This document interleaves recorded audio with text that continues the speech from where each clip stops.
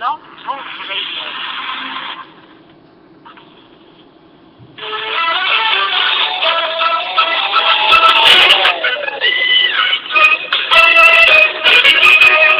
Hey there, Detroit sports fanatics. I'm Taylor Phillips, and welcome to Taylor's Detroit Sports Show on Blog Talk Radio. It is Sunday, October 26, 2014, at 11 p.m. Eastern Time here in America. But over there in London, overseas, the Lions were playing the Falcons at 9:30, not 9 o'clock, Fox Sports. 9:30. Thank you very much. Your billboard read 9 a.m. by mistake. Just so you know. Anyway, let's get to the scoring summary. Lions off to a shaky start. Falcons taking some freebies, not wasting any time.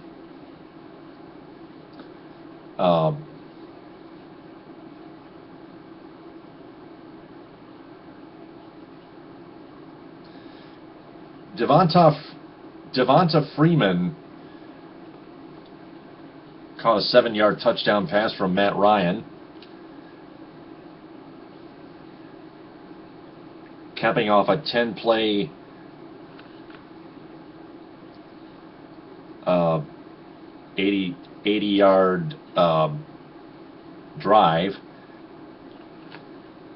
taking 5:35 off the clock, 16 rushing yards and 64 passing. That made it 7-0 Falcons.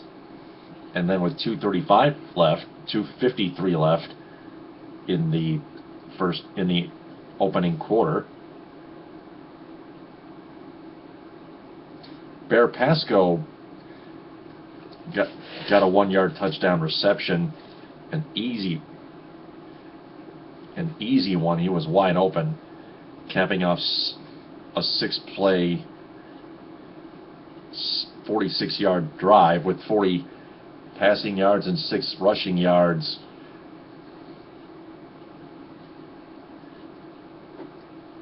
Lasting 3 minutes 26 seconds. That made it 14-0. The Falcons wouldn't stop there. In the second quarter, they scored on another 1-yard touchdown on a run by Steven Jackson with 3:45 till halftime.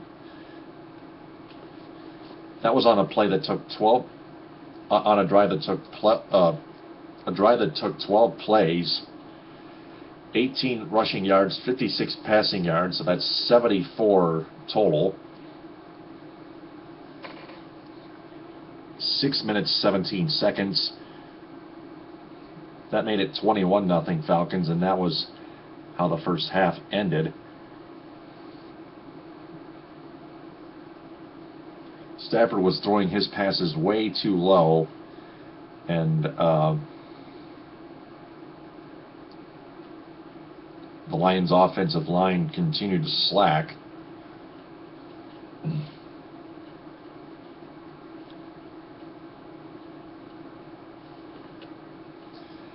The receivers didn't have to do too much. I thought most of it was on Stafford and the offensive line altogether. Let's go to the second half. Third quarter, the Lions got on the board on a 22-yard field goal by Matt Prater with 7:54 left in the third.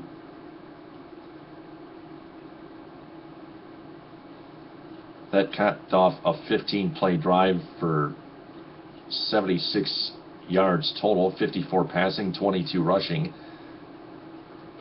for 7 minutes and 1 second.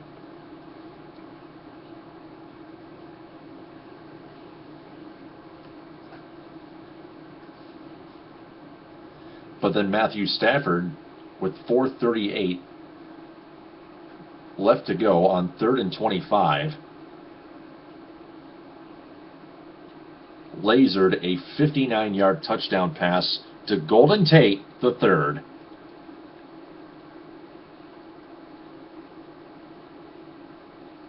That field goal made it 21-3, by the way. That touchdown made it 21-10. The play only took 3 plays, just 69 passing and total yards. Just a minute and 44 off the clock. 21-10 was the score after 3 quarters of play. Let's go to the fourth quarter. Matt Prater with another 20-yard field goal, just 50 seconds in. 4 plays, 5 rushing yards on an interception after an interception.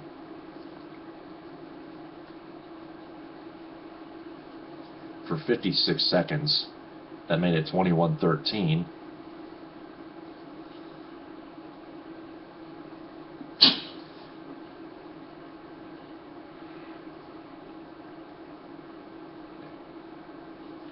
Slowly but surely, the comeback was still on.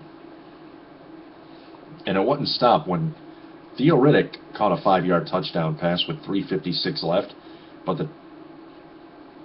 they tried and failed to convert on a 2-point conversion.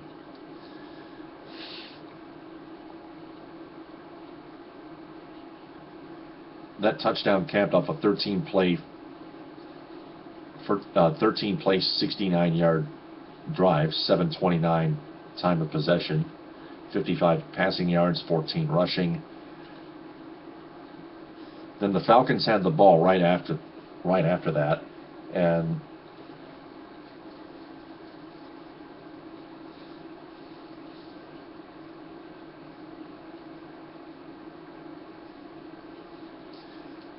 it looked like the Falcons had it all wrapped up when they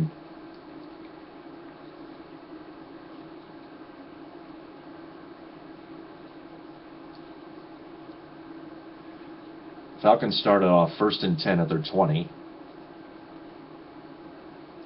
Steven Jackson recorded a 7-yard run to Atlanta's own 27, tackled by DeAndre Levy, and then Steven Jackson was tackled back for a 2-yard loss by James Ahedebo, bringing up 3rd and 5. And then the Lions called a timeout. They called their first timeout.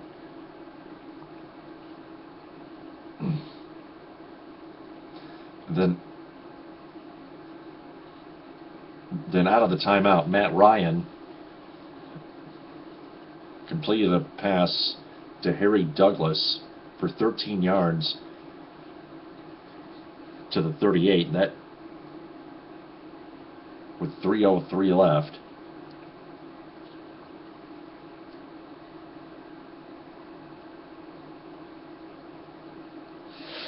And that gave the Falcons a first down. They ran the clock out to 2:15.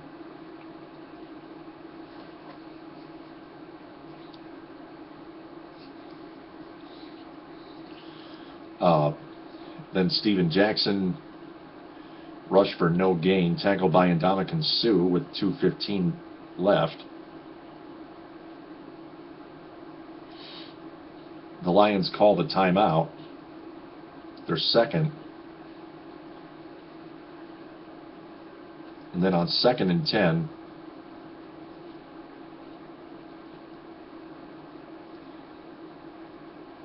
Matt Ryan to Julio Jones for 22 yards to the Lions 40. That was another first down. I think that was those 2 first downs were the plays that had this game all but wrapped up.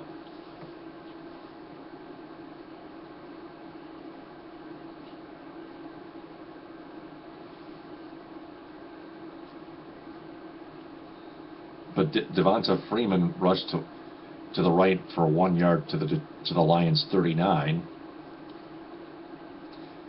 Tackled by Tahir Whitehead. By the way, I'm Taylor Phillips. You can call in at 646-478-4837. You can add me on Facebook as Taylor Phillips. Like my Facebook page, Taylor Phillips' Detroit Sports page. Join my Facebook group, Taylor Phillips' Detroit Sports Group, and follow me on Twitter at DT2Phillips. That's DT2, the number 2, Phillips, with 2 L's.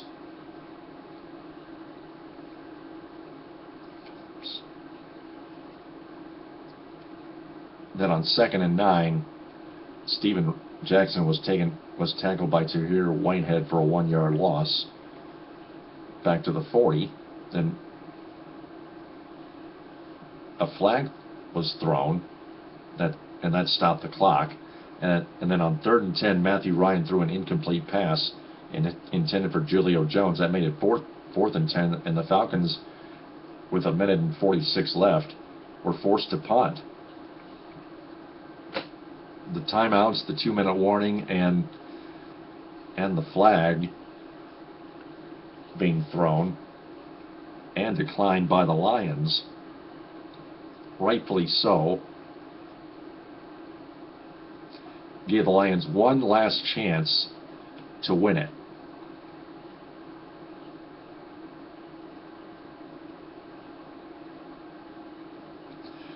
Now here's the Lions' last drive.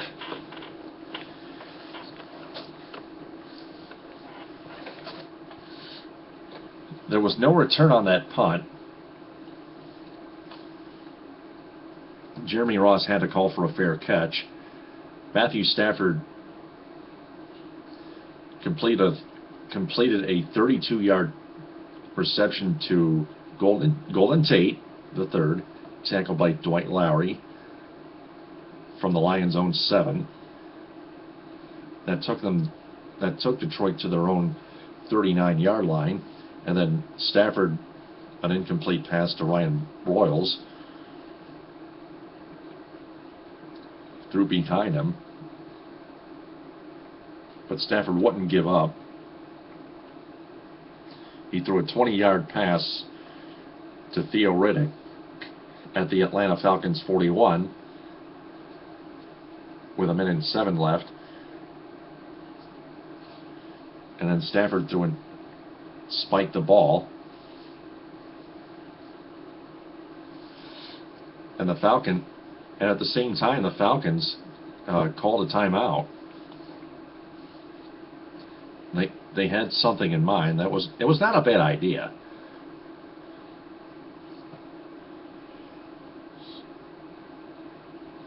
So out of the timeout, Matthew Stafford completed another reception to Jeremy Ross for 10 yards to the Falcon 31. And then Stafford spiked the ball again. And then Joyke Bell took the ball forward for 1 yard to the Falcons 30. The Falcons called another timeout with the clock running to 25 seconds.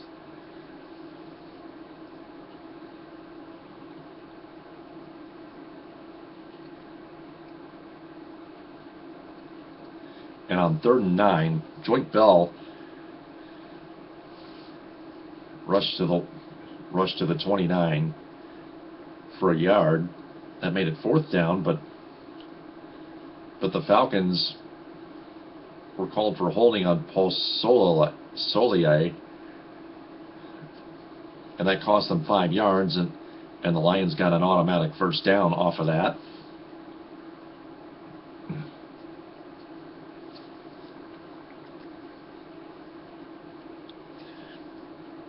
And the Lions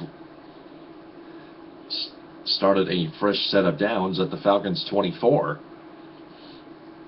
Stafford on 1st down was taken back for a 1-yard loss, and he had to spike it with 5 seconds left. And that set up Matt Prater for a 43-yard field goal attempt. The snap and hold were bad, and the kick was no good, but there was a flag on the play for delay of game against the Lions, and the Lions took it. The referees already blew the play dead automatically when time ran out. In a delay of game penalty, regardless of what happens, the play does not count. Even if it was an incomplete pass, it's still a 5-yard penalty. A delay of game is still a 5-yard penalty and must be accepted at all times, no matter what. Even if it was an interception on a delayed game, the interception would not count. Even if it was a pick six, that wouldn't count.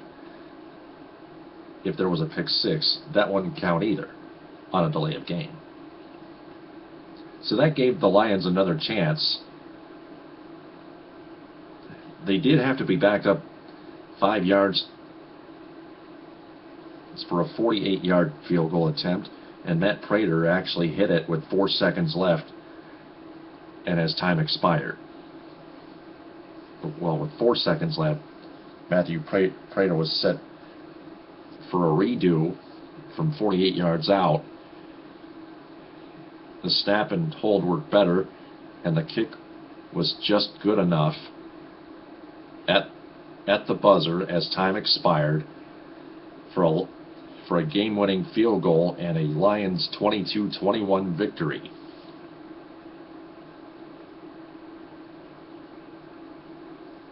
Matthew Stafford finished 24-47 for 325 yards passing and 2 touchdowns.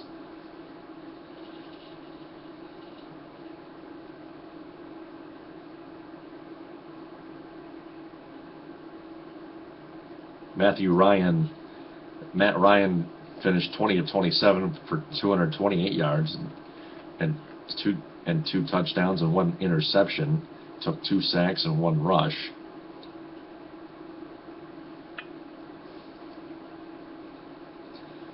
Matthew Stafford also threw 1 interception. He didn't take any sacks, so the offensive line did a good job preventing that. So it's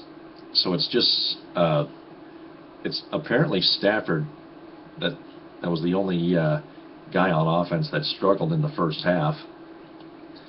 Stafford rushed 3 times.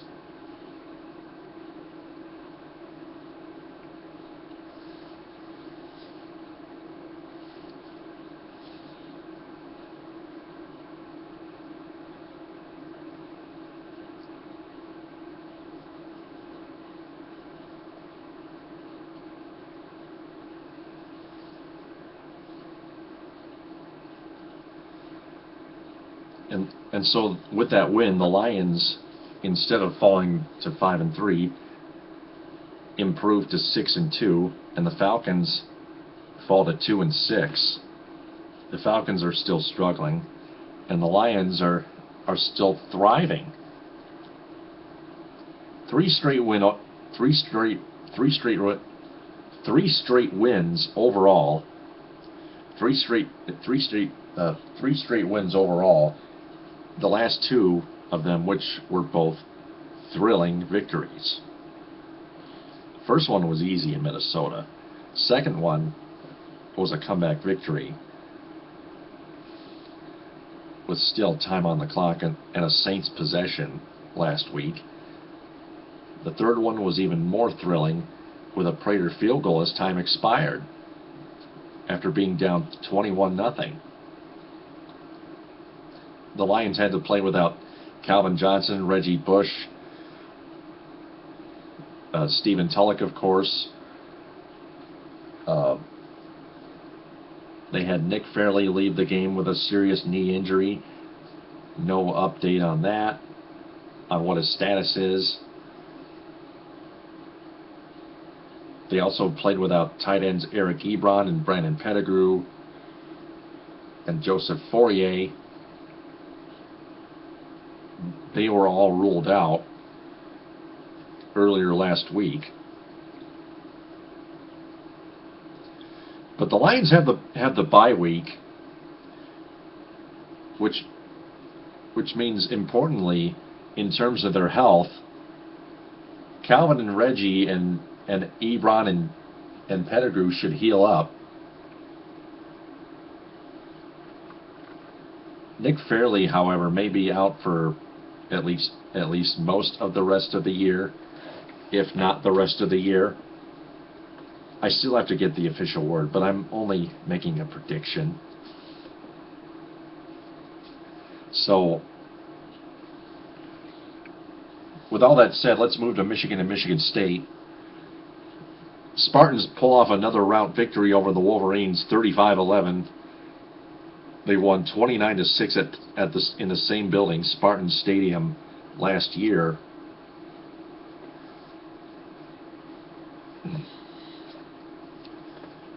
Spartans took advantage of some Michigan mistakes, including a dumb interception pitch by Devin Gardner.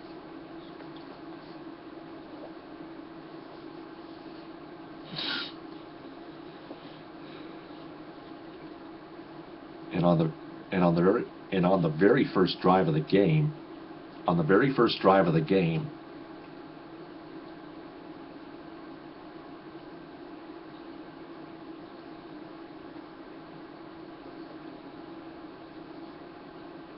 the Spartans scored a touchdown.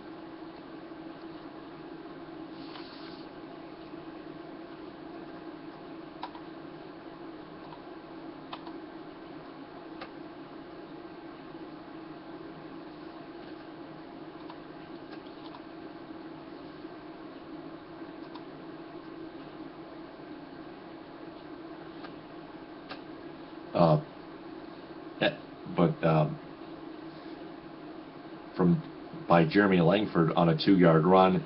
Michigan responded with a Matt Weil 48-yard field goal. Jeremy Langford with another 1-yard run for MSU. Then in the third quarter, R.J. Williamson with a 20-yard pick six, making it 21-3. And then Tony Lippett with a 70-yard pass from Connor Cook with 6:17 left in the third, making it 28-3. Davion Smith scored for Michigan on a touchdown, with Jake Butt converting on making a 2-point conversion. But the Spartans, with just about a half minute to go in the game, add a little frosting out on the cake, as George Blaha said. Jeremy Langford with a 5-yard run, scoring the touchdown hat trick.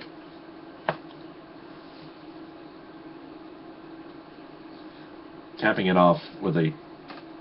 the game off 35-11.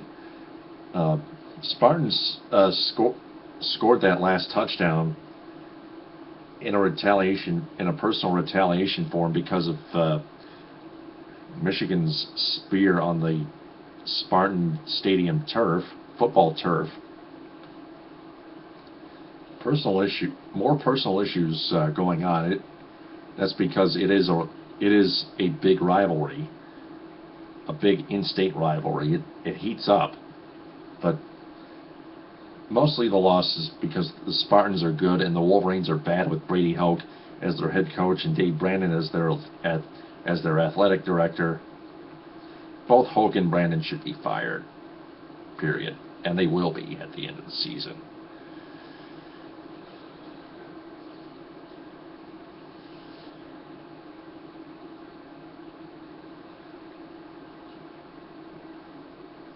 Michigan State has a bye week. Michigan returns home to the Big House in Ann Arbor, Michigan Stadium, to play the Indiana Hoosiers at 3:30.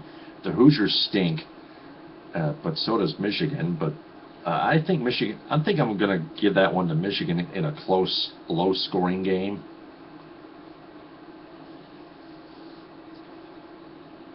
I think both offenses are going to continue to struggle throughout the entire season, especially with Michigan's offensive line.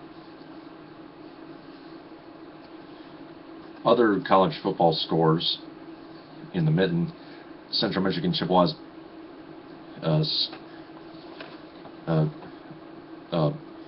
beat the Buffalo Bulls 20-14 on a Titus Davis game-winning touchdown, with the extra point being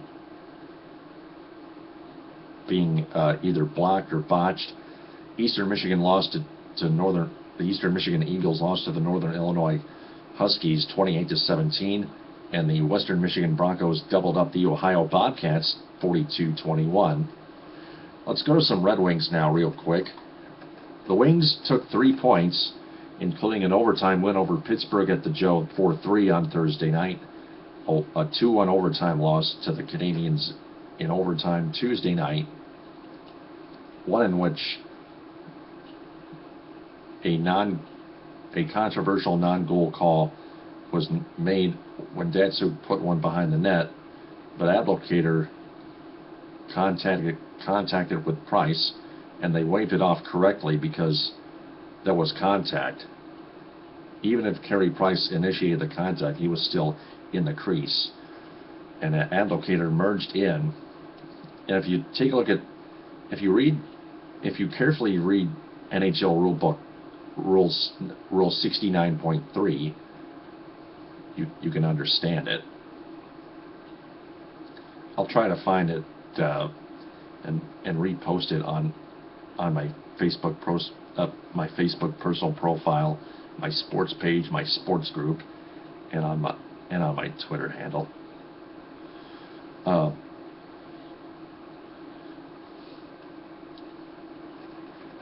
The Red Wings play the Washington Capitals at 7:30 in D.C. on Wednesday. That's on NBCSN. Then they play the Kings at home on Friday at 7:30. Then on Sunday at 5, they play in Buffalo against the Sabres. They need to trade for trade somebody to the Sabres for Tyler Myers.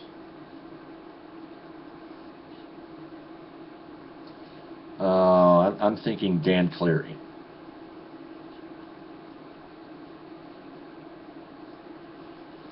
Even though he's under contract, he's still tradable. All players under contract are tradable.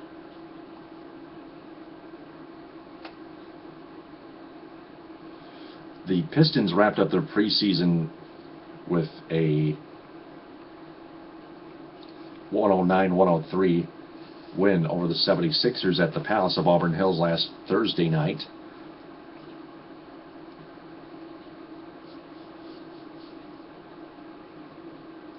They finished their preseason 5-2. They began their regular season in Denver against the Nuggets. Then they head to Minnesota on the Denver game is Wednesday. They head to Minnesota on Thursday and play the Timberwolves at 8.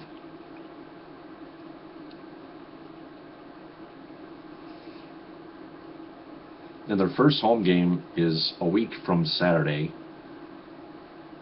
That's November 1st against the Brooklyn Nets. Wait, that's this upcoming Sunday. Pardon me. I think they'll make the playoffs with Stan Van Gundy as their head coach and Jeff Bauer as their GM. And Jody Meeks will be back too. Not for too long of a time, but not for too long. Not for short of a time. He's projected to be out 8 weeks. That means like about 2 months. The Tigers should go after Joe Madden. And Victor Martinez wants a 4-year deal and no qualifying offer. It's questionable as to whether or not the Tigers should re-sign Victor, but considering how bad how horrible Brad Ausmus of a manager Brad Ausmus is, the Tigers should go after Joe Madden immediately. They want to win a World Series. Joe Madden has all the brains, so including the sabermetrics. That's the key. And being the boss, more of a boss. That's what being the manager is all about. That's going to do it for Taylor's Detroit Sports Show on Blog Talk Radio, October 26th. Join me next week on here and on Spreaker later this week. TTFN, ta-ta for now.